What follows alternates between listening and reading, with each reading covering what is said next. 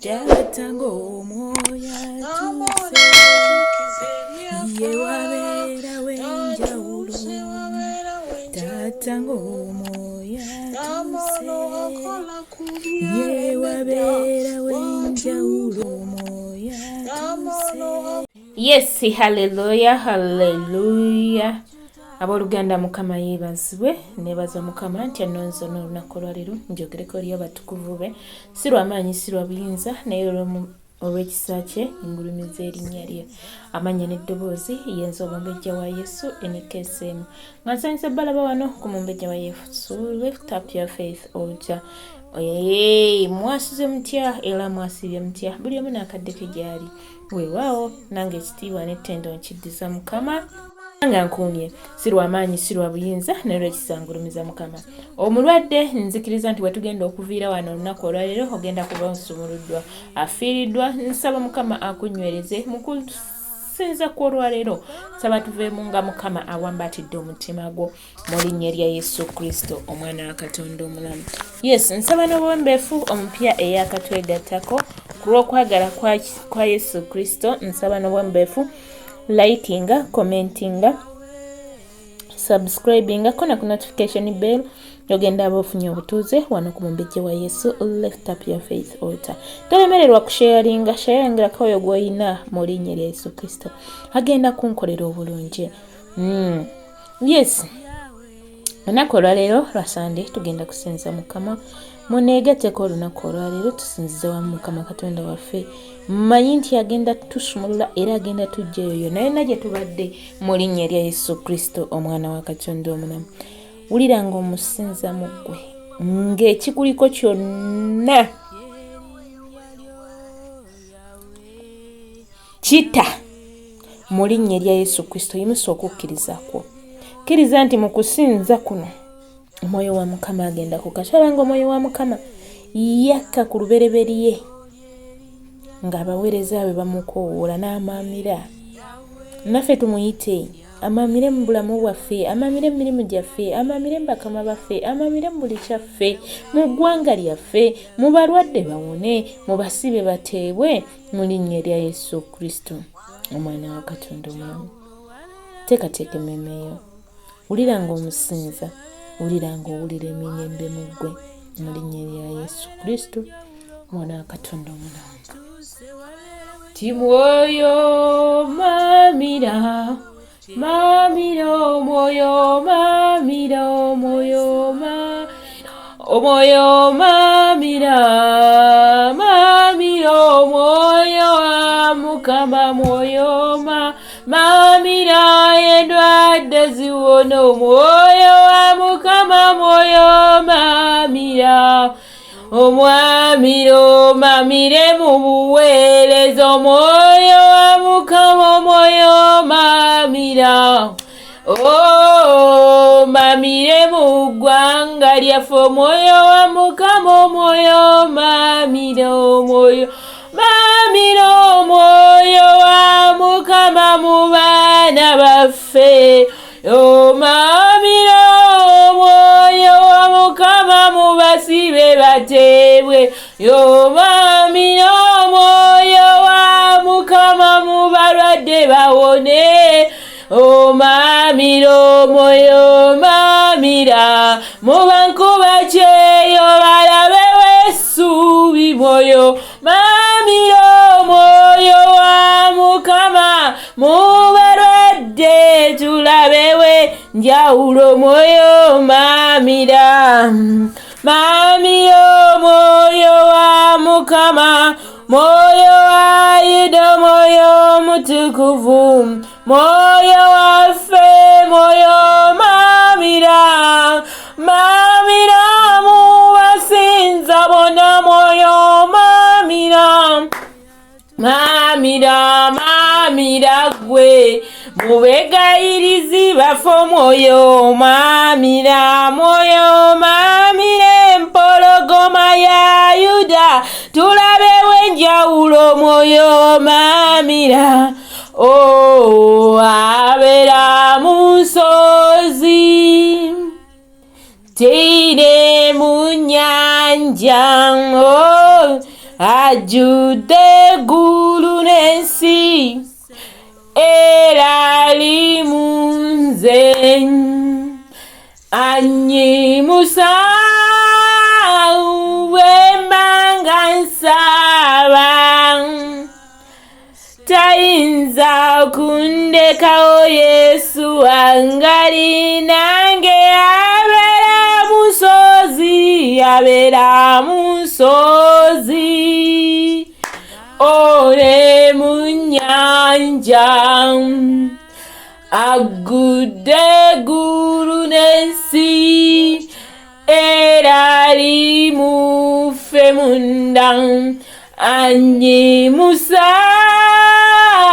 bwe mba nga nsaba taata tayinza kundekawo Yesu wange ali nange tasobola oyo tayinza kundekawo Yesu alina wemba nkaba tayinza kundekawo Yesu ali nange nga nsobeddwa taata tayinza kundekawo mukwano alina ngenga sina yamba tayinza kundekawo Yesu alina ngenga ndi mulwadde tayinza kundekawo Yesu alina mubankuba kyeyo tayinza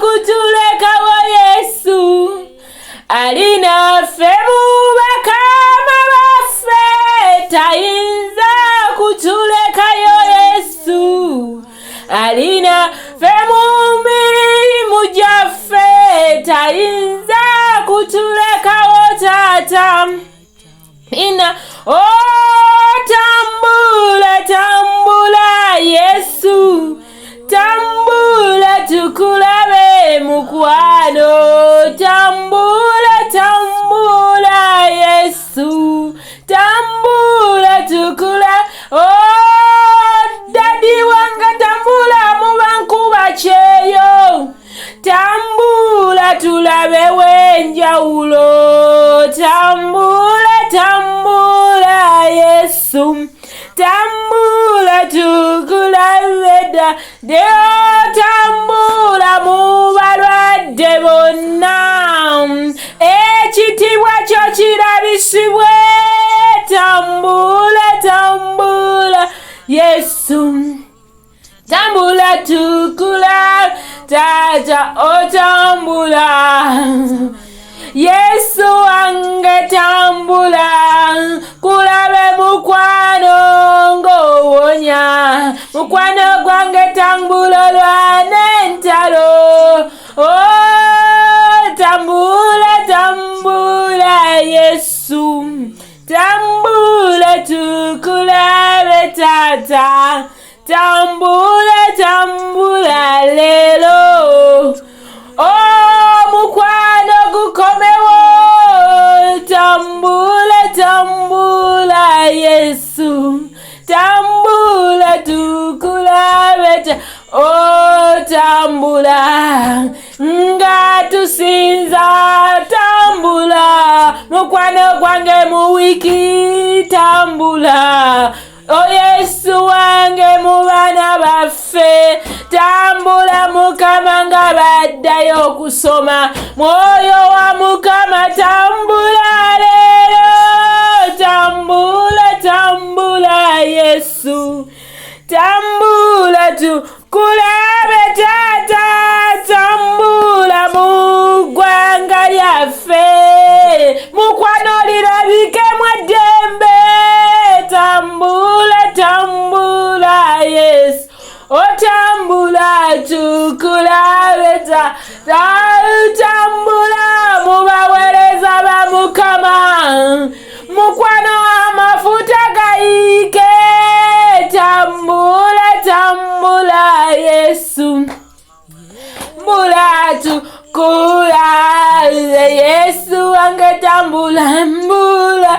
Yesu mubasingo maza tukula Vemu banonya bamitambula Yesu mubanonya bachala tukula mubasibe tambula Yesu batebolwa lelo kula vemu balwadde tambula Yesu sekosera wona kula ompologoma ya Yuda oli mukulu sebo wuluguma dadi tulabe wenjawulo mpologoma ya Yuda oli mukulu sebo wuluguma dadi tulabe wenjawulo muba wambe tata mpologoma ya Yuda wuluguma mukwano tulabe wenjawulo mpologoma ya Yuda nga tukuyita Mukama wuluguma dadi tuwangule byasiba mpologoma ya Yuda nga tukuyita mukwa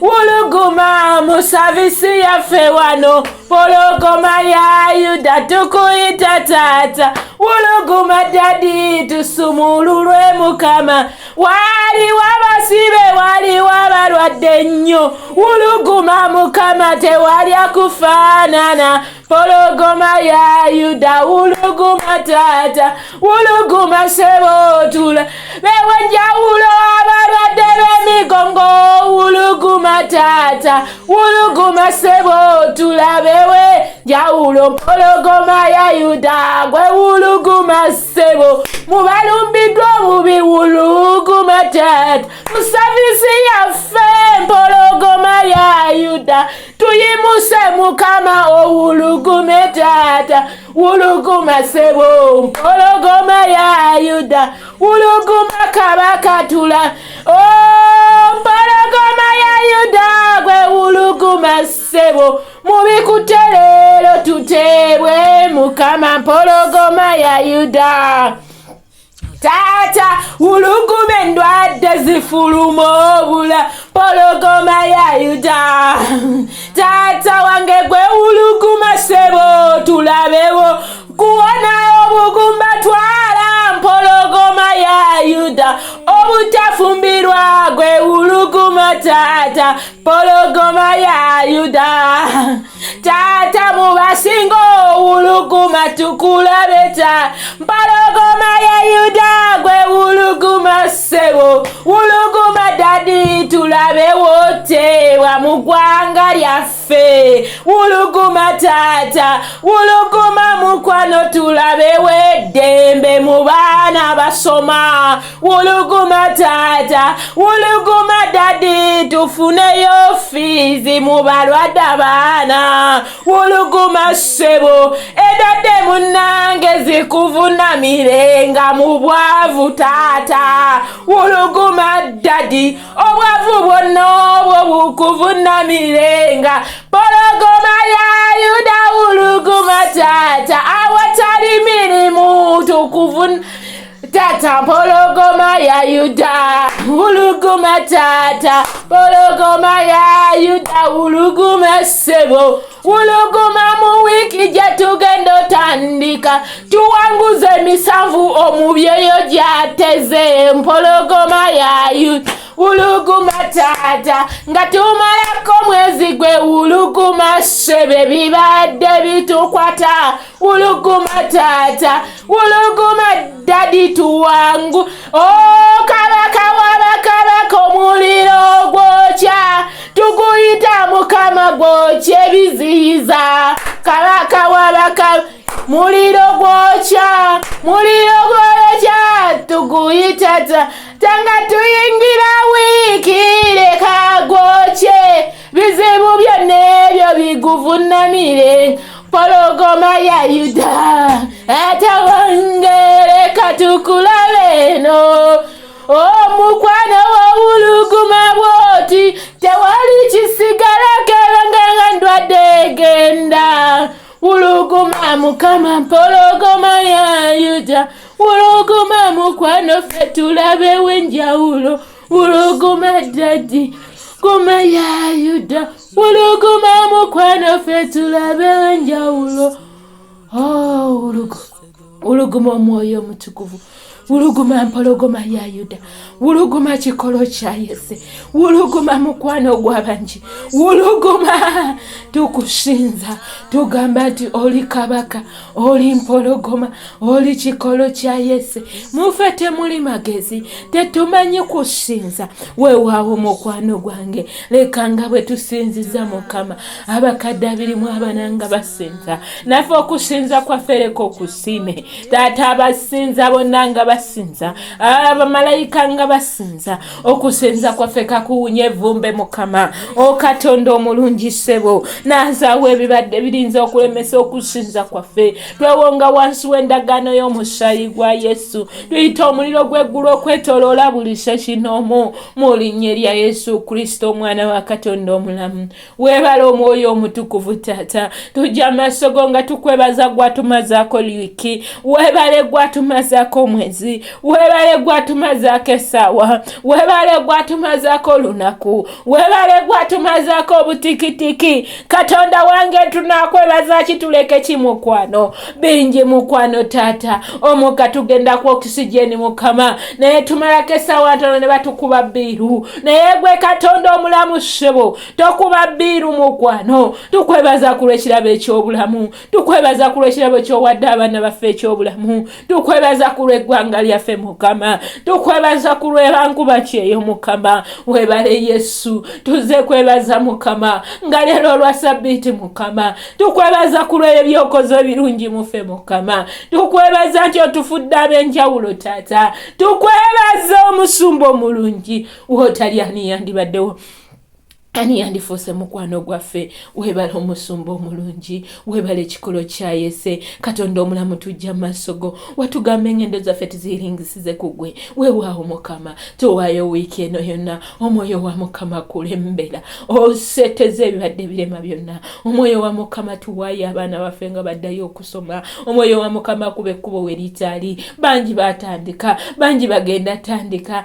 naye nga fiizi tezinnalabika. Wiiki eno katulabewo enjawulo Mukama, nga bw'otukubye mu saavisi Taata, leka tulabe ekyenjawulo mu linnya lya Yesu Kristo omwana wa Katonda omulamu. Weebale mukwano gw'abangi, weebale nti bwe tukusaba owulira. Wagamba nti bwe newetunaaba n'okukkiriza okwenkana nga kaweke kakalidaaliya kye tulisaba kirituweebwa. Weewaawe mukwano Yesu, tukwebaza nti tukowodde n'owulira. Mukwano ngose, leka tulabe ekisa kyo, katulabewo enjawulo, ebadde bitulwanyisa tubiwangule mu linnya lya Yesu Kristo omwana wa Katonda omulamu.